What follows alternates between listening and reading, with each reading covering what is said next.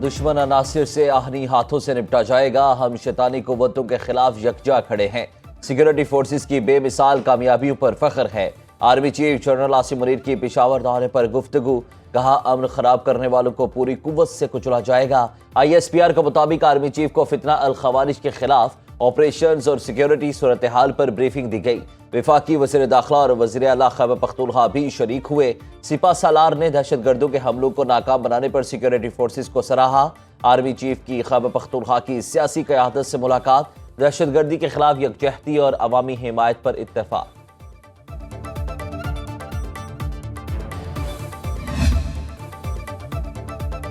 पाक सरजमीन को दहशतगर्दी से पाक करने का मिशन।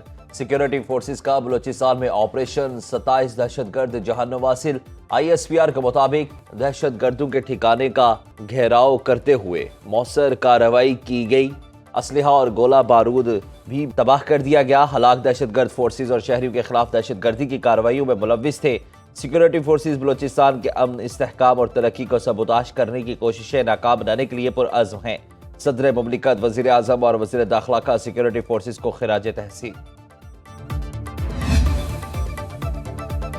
कुरम अमन मुआहिदे पर अमल दरामद। बालिश खेल और खारकले में बंकर मिसमार कर दिए गए। ज़िलाई इंतजामिया के मुताबिक जिरगा मेंबरान और मुकामी अमायदीन से बातचीत के बाद मिसमारी ऑपरेशन किया गया।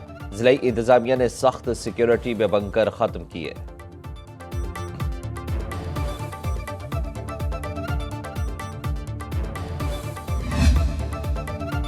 वज़ीर आज़म की ज़ेर सदारत वफाकी काबीना का इजलास। आज शेड्यूल 8 निकाती एजेंडे पर गौर किया जाएगा। राइट साइजिंग कमेटी की सिफारिशात मंजूरी के लिए पेश की जाएंगी। नारकोटिक्स डिवीजन को वजारत दाखिला में जम करने की मंजूरी एजेंडे का हिस्सा। दीगर कौमी अमूर भी ज़ेर गौर आएंगे।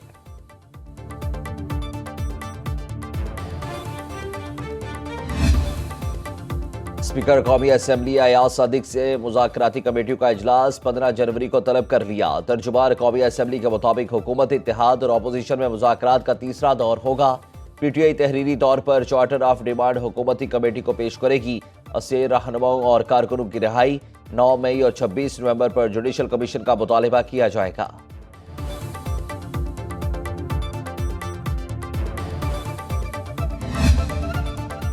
मुल्क के मुख्तलिफ इलाकों में शदीद धुंध छा गई। हद निगाह इंतहाई कम होने पर मोटरवे M1 रशकई से सवाबी तक बंद कर दी गई। मोटरवे M2, M3, M4 और M5 पर भी कई मकामात पर ट्रैफिक का दाखिला ममनू करार। दीगर शाहराहों पर भी ट्रैफिक की रवानी शदीद मुतासिर।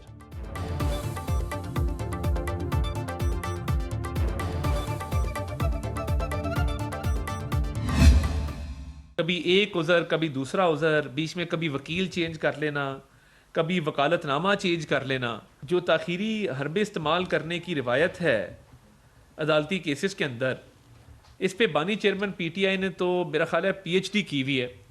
क्या ज़रूरत थी काबीना के अंदर बंद लिफाफा ले जाने की? मुकदमात में ताखीरी हरबे PTI का वतीरा रहा है। चोरी पकड़े जाने के डर से 190 मिलियन पाउंड मामले की काबीना से बंद लिफाफे में मंजूरी ली गई। वज़ीर इत्तलात अता तारड़ की न्यूज़ कॉन्फ्रेंस। बोले, हीरे की अंगूठियां और अल कादिर ट्रस्ट की ज़मीन इस केस से जुड़े हैं। बेगुनाह लोग कभी वकालतनामे और वकील तब्दील नहीं करते।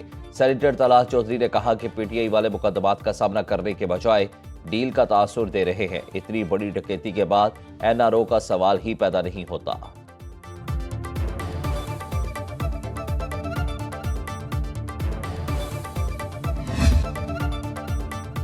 $190 मिलियन पाउंड रेफरेंस का फैसला। बानी PTI और वकला की अदम मौजूदगी पर मौखिर हुआ। बानी और उनकी टीम ने अदालत का बायकॉट किया। वज़ीर दिफा ख्वाजा आसिफ का कौमी असम्बली इजलास में इजहार ख्याल। बोले, तहरीक इंसाफ से किसी किस्म की डील नहीं हो रही। बानी PTI खुद मुज़ाकरात के लिए संजीदा नहीं। ताकत का मरकज़ कोई और है तो हमसे मुज़ाकरात क्यों किए जा रहे हैं?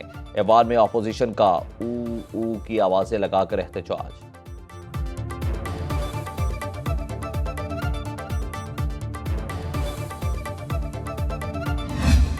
तारीख बदलने से फैसला तो नहीं बदल सकते। 17 को नहीं होगा तो बिल्कुल के तौर पे फिर क्या होगा? अरेस्ट होंगे। आपने सब कुछ कर लिया, पूरी तिल का जोर लगा लिया, मामलात नहीं थमे। अभी भी मैं आपसे कहता हूं कि मामलात दुनिया के अंदर सिर्फ बातचीत से हल हो। मैं आपको ये बता दूं कि अभी रिहाई कई महीनों तक मुझे नजर नहीं है।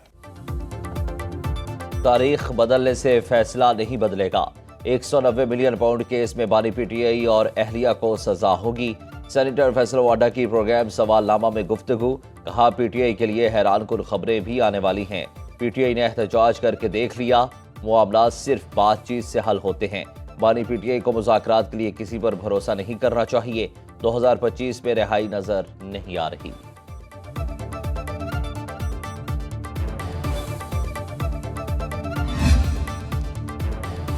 हुकूमती कोशिशों से पाकिस्तान का आलमी मंजरनामे पर तशख़्ख़ुस बहाल हुआ। मुल्क में बैनुल-अक़वामी खेलों के मुकाबले और आलमी कॉन्फ्रेंसेस हो रही हैं।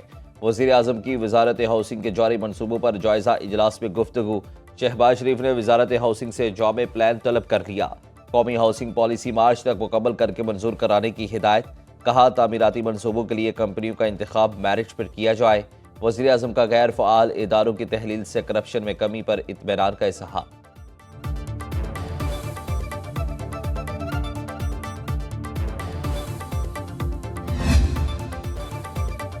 सिंध के सरकारी अस्पतालों में हर पाकिस्तानी का मुफ्त इलाज हो रहा है। पीपल्स पार्टी की सूबाई हुकूमत सेहत की मिसाली सहूलियात फराहम कर रही है। बिलावल भुट्टो ने तकरीब से खिताब में कहा, थर में बच्चों की शुरह अमवात को बढ़ा चढ़ा कर उछाला गया। सिंध की हर तहसील में टेली मेडिसिन की सहूलत है। बेहतरी का आलमी सतह पर भी एतराफ़ किया गया। वज़ीर आला मुराद अली शाह ने कहा कि सिंध सेहत के शोबे में पूरे पाकिस्तान को लीड कर रहा है। चाइल्ड लाइफ अस्पताल की कारकर्दगी आगा खान अस्पताल से भी बेहतर है।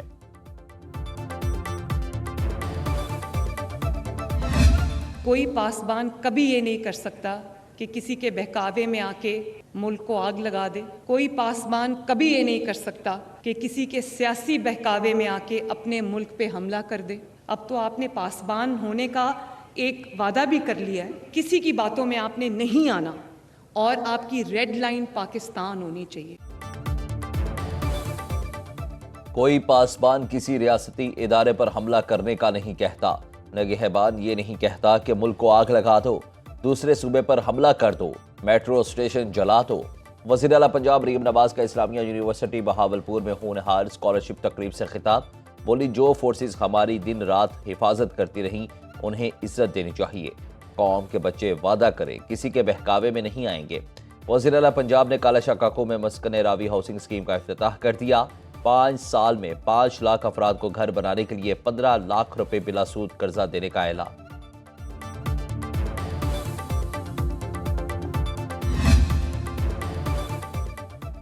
आइन और कानून का रास्ता ही उलमा का बयानिया है। मुल्कों के मामलात को हल करने के लिए इत्तेमाद की फ़ज़ा ज़रूरी। हमारे मुल्क की सारी सियासत इस्लामाबाद की है। मौलाना फजलुर रहमान का मुल्तान में तकरीब से खिताब। बोले, कानून साजी के लिए हमने दलील से जंग लड़ी। 26वीं आईनी तरमीम में 34 शिक्कों से हुकूमत को दस्तबरदार कराया। मदारिस के मसले पर मुश्किल पैदा की गई। हम कामयाब हुए मगर जिदोजहद अभी ख़त्म नहीं हुई। कौमियत का नारा लगाने वाले भी खुद को लिबरल कहते हैं। डोनाल्ड ट्रंप मुसलमानों के सबसे बड़े दुश्मन हैं। इस्लाम कबूल कर ले तो कहेंगे हमारा भाई है।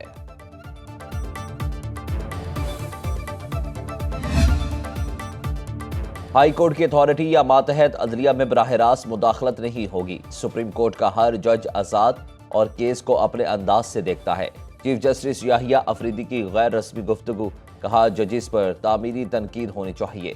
सुप्रीम कोर्ट टाइटैनिक है, इसे अब तब्दील नहीं कर सकते। अदालती इस्लाहात के लिए बहुत से इक़दामात किए जा चुके हैं। सुप्रीम कोर्ट की सिमत को तब्दील करके इंसाफ की फराहमी बेहतर की जा सकती है। हाई कोर्ट की अथॉरिटी का बहुत एहतराम है। डिस्ट्रिक्ट जुडिशरी हाई कोर्ट के मातहत है।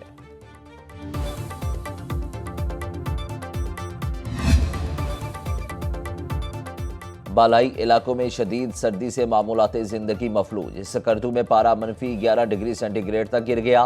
गिलगित -7, श्रीनगर में -5 डिग्री सेंटीग्रेड रिकॉर्ड। इस्लामाबाद में टेम्परेचर 1, मुजफ्फराबाद और पेशावर में 2, लाहौर 6, कोयटा में -2 डिग्री सेंटीग्रेड रहा। कराची में 10 डिग्री सेंटीग्रेड की ठंड। सर्दी की लहर 17 जनवरी तक बरकरार रहेगी। खैबर पख्तूनख्वा में चंद मकामात पर बारिश और बर्फबारी का इम्कान।